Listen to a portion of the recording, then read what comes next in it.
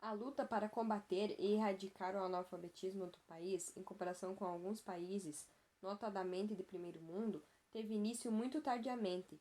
Pode-se até afirmar que começou em meados de 34, ou um pouco antes. Foi mencionada na Constituição Federal de 34. De lá até os dias atuais, muitas mobilizações da sociedade com os governos foram esboçadas com a intenção de acabar com o analfabetismo, sem que, entretanto, isso se tornasse realidade plenamente. Podemos citar algumas tentativas do governo: benefício da erradicação do analfabetismo no Brasil, o Serviço de Educação de Adultos e a Campanha de Educação Adultos, ambos em 47. Campanha de Educação Rural, ocorreu em 52. Campanha Nacional da Erradicação do Analfabetismo, 58.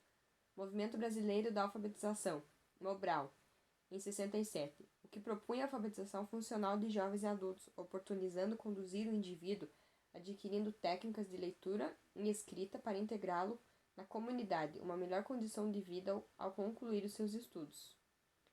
Posteriormente, no governo de Fernando Henrique Cardoso, foi estruturado o programa Alfabetização Solidária. E no governo de Luiz Inácio Lula da Silva, o Brasil alfabetizado, entretanto, temos índices preocupantes de analfabetismo atualmente, segundo o IBGE. A taxa de analfabetos representa 11,5 milhões de pessoas que não sabem ainda escrever, então pouco lerem. A incidência chega a ser quase 3 vezes maior na faixa da população de 60 anos. Apesar de tudo, a luta continua e podemos contar com o EJA, Educação de Jovens e Adultos, cuja faixa etária prevista na LDB é de 15 para ensino fundamental e 18 para médio. O EJA se configura como um projeto de combate ao analfabetismo por excelência. O acesso à educação é fundamental para que todos possam intervir de modo consciente na esfera pública, participar plenamente da vida cultural e contribuir com seu trabalho para a satisfação das necessidades básicas e a melhoria das condições de vida da sociedade. Entretanto, em pleno século XXI, o Brasil ainda possui um enorme contingente de cidadãos privados do mais elementar direito à educação.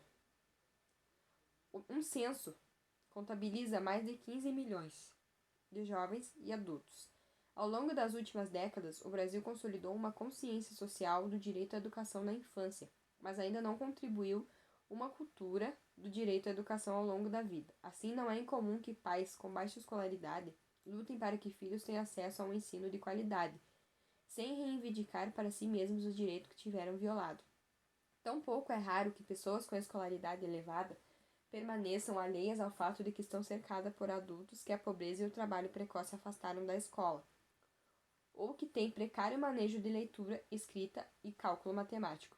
Empregadas domésticas e trabalhadores da agricultura, da construção civil, da segurança e outras funções que requerem pouca qualificação compõem esse imenso contingente que enfrentam toda parte de preconceitos e dificuldades para prover sua subsistência, educar os filhos e participar do modo mais efetivo da sociedade letrada.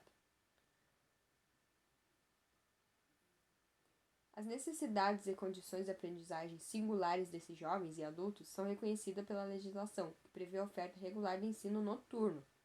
A contextualização do currículo e metodologias é uma organização flexível, observado o princípio de aceleração dos estudos e a possibilidade de certificação por meio de exames. No Brasil, assim como outros países da América Latina, o EJA cumpre as funções de integrar migrantes rurais na sociedade urbana letrada e de elevar o nível educativo da população adulta ao patamar das novas gerações, mas serve também como canal de aceleração de estudos para adolescentes, que a reprovação colocou em defasagem e de reinserção de jovens alijados dos sistemas. Compromisso, entusiasmo e competência são ingredientes necessários às equipes pedagógicas em qualquer modalidade de ensino, mas o impacto de sua atuação depende em grande medida das condições em que realizam seu trabalho educativo, instalações e financiamentos adequados, valorização de profissionais, assistência aos estudantes com alimentação, transporte, material, são pré-requisitos para uma EJA mais relevante. Apesar de óbvias, essas condições merecem atenção, tendo em vista que a precariedade de alguns serviços educativos. Registro de escolas inovadoras apontam que a superação dos impasses já mencionados passa pela experiência de formas de organização mais flexíveis e de qualidade, que rompam com o paradigma compensatório que inspirou o ensino supletivo, articuladas com outras políticas sociais e de desenvolvimento. Experiências desse tipo podem ser encontradas nos movimentos por educação e cultura popular, que, inspirados no pensamento de Paulo Freire, 1921-1997, marcaram a história brasileira na segunda metade do século XX, e também em práticas contemporâneas conduzidas por governos, movimentos, universidades e organizações sociais.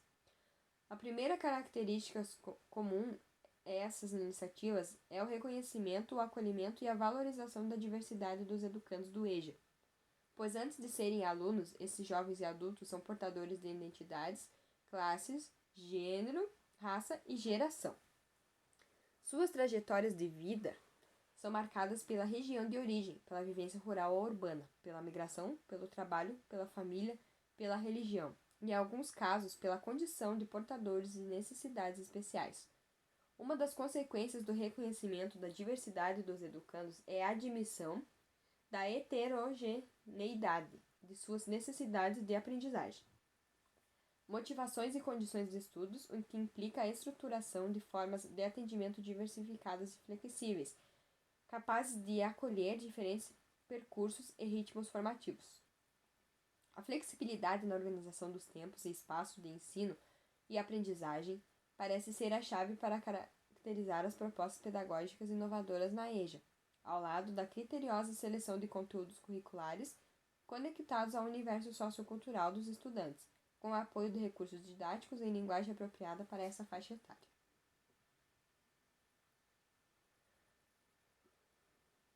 Uma virada dessa ordem só pode ser realizada com educadores bem formados, que tenham acumulado experiências e reconhecimentos sobre a cultura e a aprendizagem das pessoas jovens e adultas das camadas populares, o que requer a superação do voluntarismo reinante e o reconhecimento da natureza especializada no trabalho docente com jovens e adultos.